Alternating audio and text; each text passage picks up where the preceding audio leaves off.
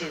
380,000 square mi, or 54% of the basin, lies above Great Slave Lake. 24. Permafrost underlies about 3/4 of watershed, reaching up to 100 m. 330 feet, deep in the Mackenzie Delta. 2. As a whole, the Mackenzie Basin receives only meager to moderate rainfall, averaging 410 millimeters, 16 in, over the entire basin. Though mountain areas experience much higher precipitation and areas near and north of the Arctic Circle receive much lower precipitation. 25. The Mackenzie drainage basin is bordered by multiple major North American watersheds. Much of the western edge of the Mackenzie Basin runs along the Continental Divide. The divide separates the Mackenzie watershed from that of the Yukon River, which flows towards Bering Strait, and the Fraser River and Columbia River systems, both of which empty into the Pacific Ocean. 26. Lowland divides in the north separate the Mackenzie Basin from the Arctic Ocean watersheds of the Anderson, Horton, Coppermine and Back Rivers. In the east, the Mackenzie borders on the Hudson Bay watersheds of the Thalon and Churchill Rivers, and to the south it is bordered by the Saskatchewan-Nelson River system, which also empties into Hudson Bay. 21. 26. The Mackenzie system is hydrologically connected to the Hudson Bay watershed via Wollaston Lake, which is not only the source of the Fond du Lac tributary of Lake Athabasca, but also of the Cochrane River, which flows east into the Churchill River. The eastern portion of the Mackenzie Basin is dominated by vast reaches of lake-studded boreal forest and includes many of the largest lakes in North America. By both volume and surface area, Great Bear Lake is biggest in the watershed and third largest on the continent, with a surface area of 31,153 km2, 12,028 square mi, and a volume of 2,236 cubic kilometers, 536 cu mi. 27. Great Slave Lake is slightly smaller, with an area of 28,568 square kilometers, 11,030 square mi, and containing 2,088 cubic kilometers, 501 cu mi, of water, although it is significantly deeper than Great Bear. 16. The third major lake, Athabasca, is less than a third that size with an area of 7,800 square kilometers, 3,000 square mi. 13. 6 other lakes in the watershed cover more than 1,000 km2, 390 square mi, including the Williston Lake Reservoir, the second largest artificial lake in North America, on the Peace River. 2. Flow characteristics. The river discharges more than 325 cubic kilometers, 78 cu mi, of water each year, accounting for roughly 11% of the total river flow into the Arctic Ocean. 28. 29. The river is frozen for most of the year, with peace typically breaking up by early to mid-May in the south, and late May early June in the north. 30. Ice breaks up earlier on the tributaries, sometimes causing ice jams and flooding where they meet the Mackenzie. In the middle of the larger lakes, such as Great Slave, ice can persist as late as mid-June. The river typically freezes by late October or November, starting in the north. Year-round, the Mackenzie's outflow has a major stabilizing effect in the local climate above the Arctic Ocean, with large amounts of warmer fresh water mixing with the cold sea water. 2. Mackenzie at Sachashik. The average flow rate at the mouth is 9,910 m3/s, 350,000 cu ft/s, the second largest in Canada after the St. Lawrence, and 13th largest in the world. 31. About 60% of the water comes from the western half of the basin, which includes the Rocky, Selwyn, and Mackenzie Mountain ranges, out of which spring major tributaries such as the Peace and Liard rivers, which contribute 23 and 27% of the total flow, respectively. In contrast, the eastern half, despite being dominated by marshland and large lakes, provides only about 25% of the Mackenzie's discharge. 32. During peak flow in the spring, the difference in discharge between the two halves of the watershed becomes even more marked. While large amounts of snow and glacial melt dramatically drive up water levels in the Mackenzie's western tributaries, large lakes to the east retard springtime discharges. Spring floods from the Peace Athabasca system are significantly slowed by the delta at the western end of Lake Athabasca, causing the lake to rise, and the excess water can only flow out after the rivers have receded. 33. The same phenomenon occurs at Great Slave Lake, which naturally regulates the flow from the Slave River into the Mackenzie. There are river gauges at several upstream points along the Mackenzie River. The average flow rate at the outlet of Great Slave Lake is 4,269 m3/s, 150,800 cu ft/s. 24. At Fort Simpson, below the Liard River, it is 6,769 m3/s, 239,000 cu ft/s. 34. At Norman Wells it is 8,446 m3/s, 298,300 cu ft/s. 35. And at the Arctic Red Confluence it is 8,926 m3/s, 315,200 cu ft/s. 36. Mackenzie monthly mean discharge at Arctic Red River, m3/s. 36. Geology. As recently as the last glacial maximum about 30,000 years ago, the majority of northern Canada was buried under the enormous continental Laurentide ice sheet. The tremendous erosive powers of the Laurentide and its predecessors, at maximum extent, completely buried what is now the Mackenzie watershed under thousands of meters of ice and flattened the eastern portions of the watershed. When this sheet receded for the last time, it left a 1,100 kilometers, 680 mi, long post-glacial lake, Lake McConnell, of which Great Bear, Great Slave and Athabasca lakes are remnants. 27. 37. Today's Mackenzie River is very young in geologic terms. Its channel formed over a period of no more than several thousand years as the ice sheet retreated. Prior to the ice ages, only the Peel River tributary flowed through what is now the Mackenzie Delta into the Arctic Ocean.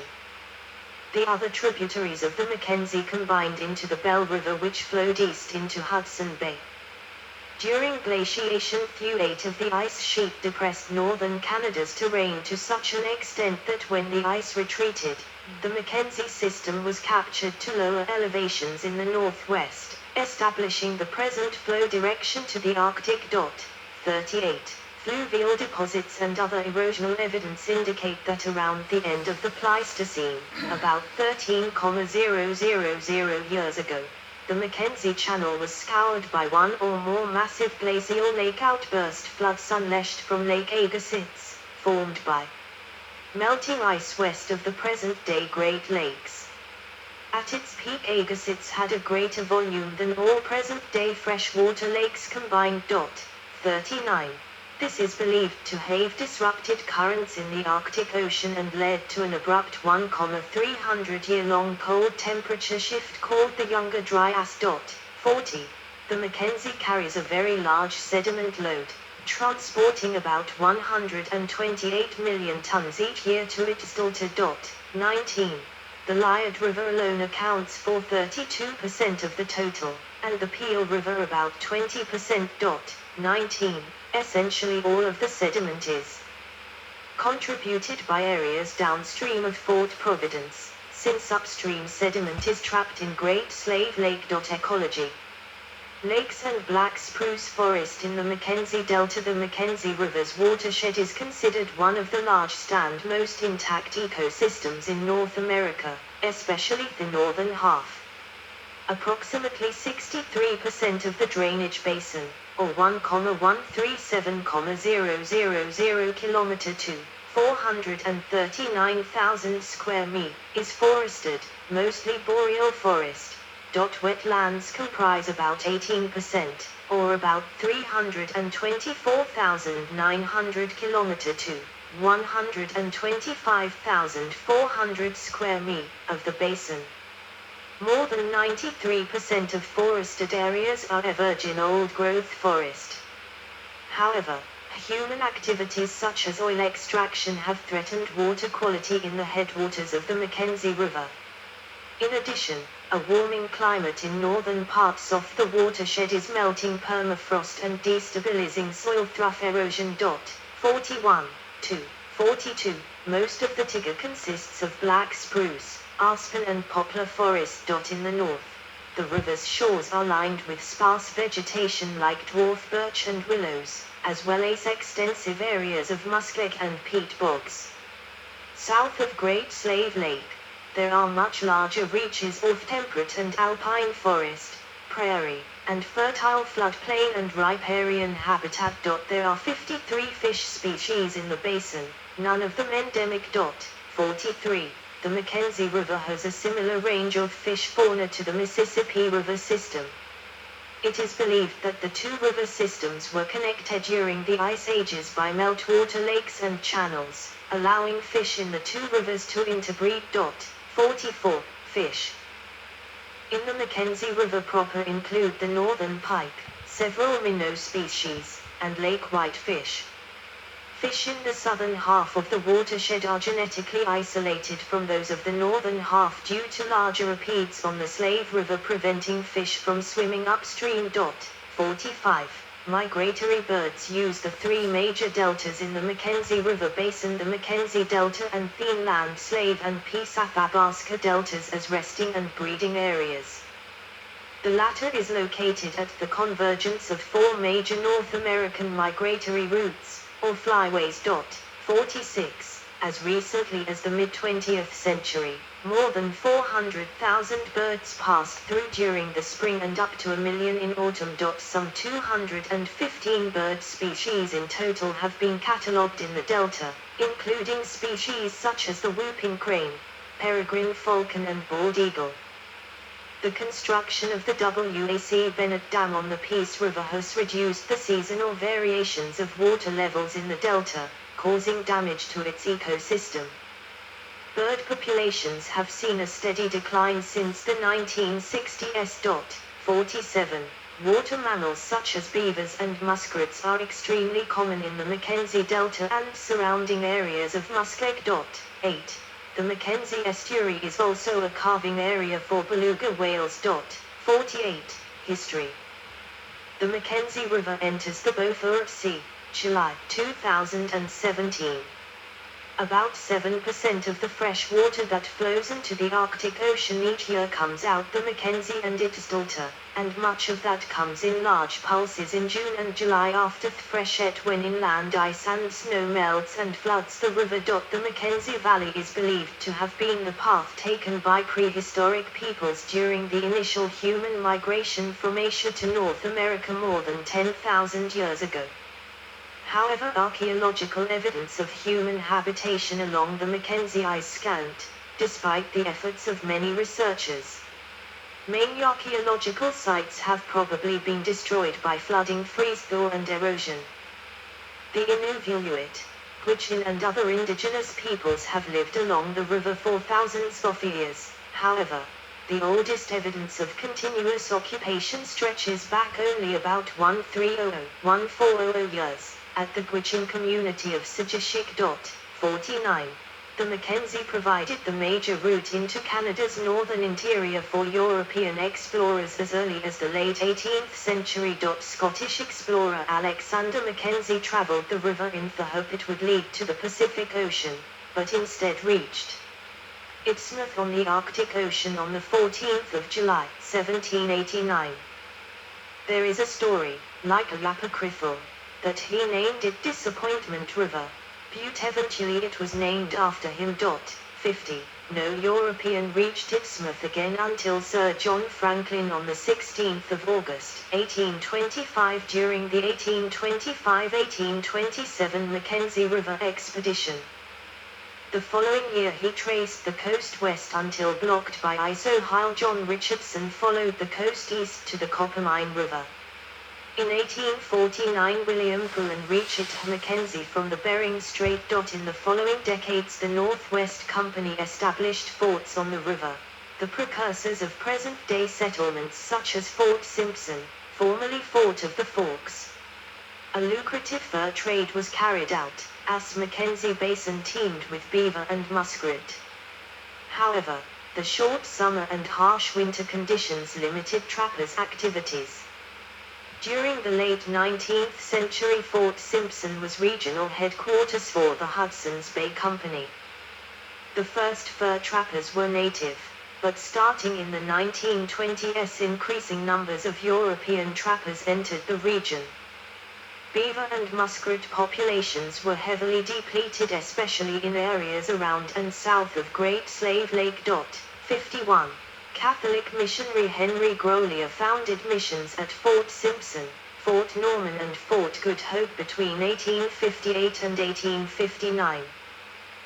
Steamboat Wrigley on the Mackenzie River, c. 1901. During the late 19th century and early 20th century epidemics of introduced European diseases swept through indigenous communities along the river, and thousands of native people lost their lives. One particularly severe influenza in 1928 killed as many as 1 in 10 native people along the Mackenzie River. Fort Providence lost 20% of its population, and some smaller villages and camps were completely wiped out. 52. Steamboat service on the Mackenzie River began in the 1880s, and the number of vessels surged in the early 1900s as the Klondike Gold Rush brought a wave of prospectors to the Yukon.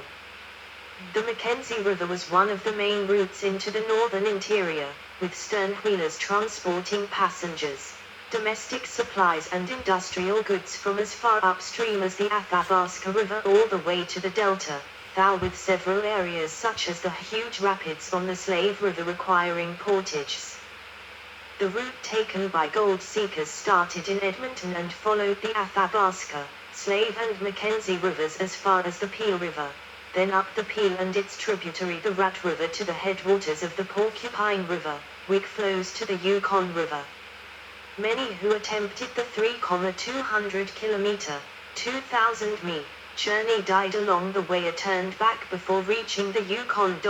53. Oil was discovered at Norman Wells in the 1920s, beginning a period of industrialization in the Mackenzie Valley. Oil was initially shipped out by steamboats, supplying mines and towns across the NWT. This demand grew when gold was discovered on the northern shore of Great Slave Lake, leading to the settlement of Yellowknife and the opening of several mines in the area. 16. By the 1940s steamboats have been replaced by modern gas and diesel-powered craft, which continue to serve the river today.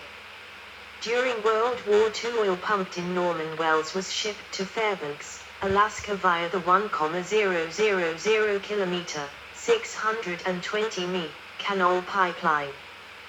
The pipeline was considered a fiasco, going 5 times over budget and losing as much as 20% of the oil due to poor construction. It only operated for 13 months, shutting down in 1945. Much abandoned equipment remains along the corridor today. Part of the pipeline route has been designated the Canal Heritage Trail. 54. In 1964 the Mackenzie Northern Railway, now a subsidiary of CN, reached the shore of Great Slave Lake, to serve the new Pine Point zinc mine near Hay River. Although the mine shut down in 1988, the railroad remains an important transportation link between the Mackenzie River waterway and the rest of Canada. 16. Mackenzie River near its head at Fort Providence in the 1950s the U.S. Army Corps of Engineers proposed the North American Water and Power Alliance, NWAPA, a vast series of dams, tunnels and reservoirs designed to move 150 km 120 million acre-foot, of water from northern Canada to southern Canada, the western United States